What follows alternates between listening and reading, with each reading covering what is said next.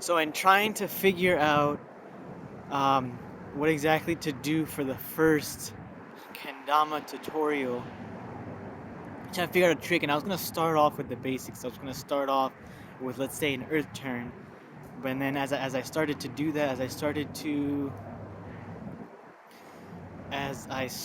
to get into the video of doing an earth turn, I realized that there was a lot of things that I wanted to go over with the earth turn. It would just end up being this discussion right now. It would have just ended up being this discussion right now. So I'm just gonna go ahead and say what it is that I need to say, and it's pretty much the thing is that this goes with any trick. I would like to start off with a trick, but the whole idea behind what it is that I'm doing, the videos that I'm doing, the whole idea is that I'm it's a different kind of tutorial. It's a different kind of training. It's a mind training, really.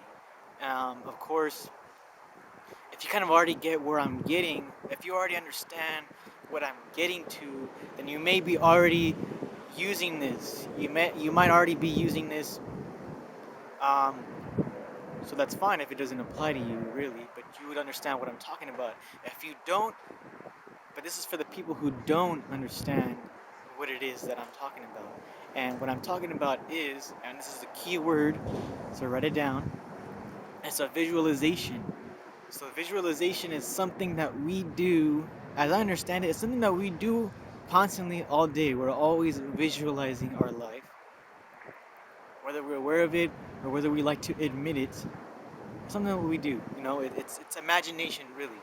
So what I want to do, the exercise that I want to give you for someone playing kendama, for anyone who's stuck, for anyone trying to learn a new trick, what I want you to do to practice is visualizing the trick.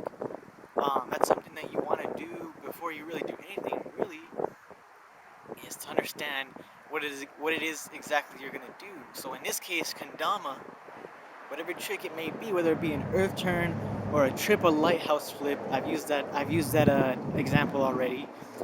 It doesn't matter. Get into the habit of, before you even pick up your kendama, or maybe while you're just holding it, visualize.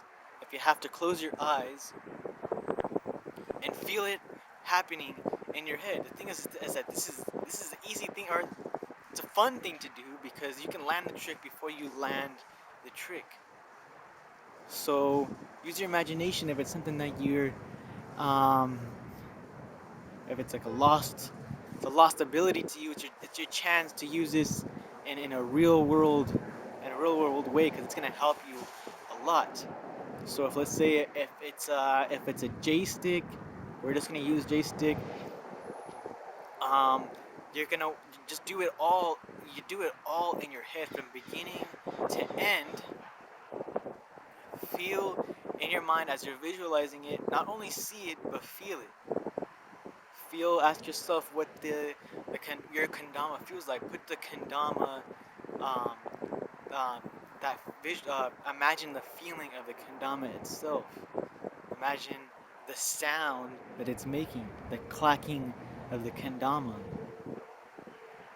Um, if you even have to use, if you even want to add another sense, um, what smells would you be smelling? You can go that far, but you don't really have to, because it's kendama. It's a sound is a main thing, and the feeling of the trick being done, and what it looks like, of course. And so that's kind of the first thing before I get into anything else. I wanted to put that out there for anyone who hasn't tried it yet. To reiterate, visualize, imagine the trick being done before you actually do the trick, before you even try to do the trick. And you're going to find that this is going to make it a lot easier, and I'll explain in some other time. For now, thank you very much. If you've gotten this far, thank you very much for listening, and I'll see you next time.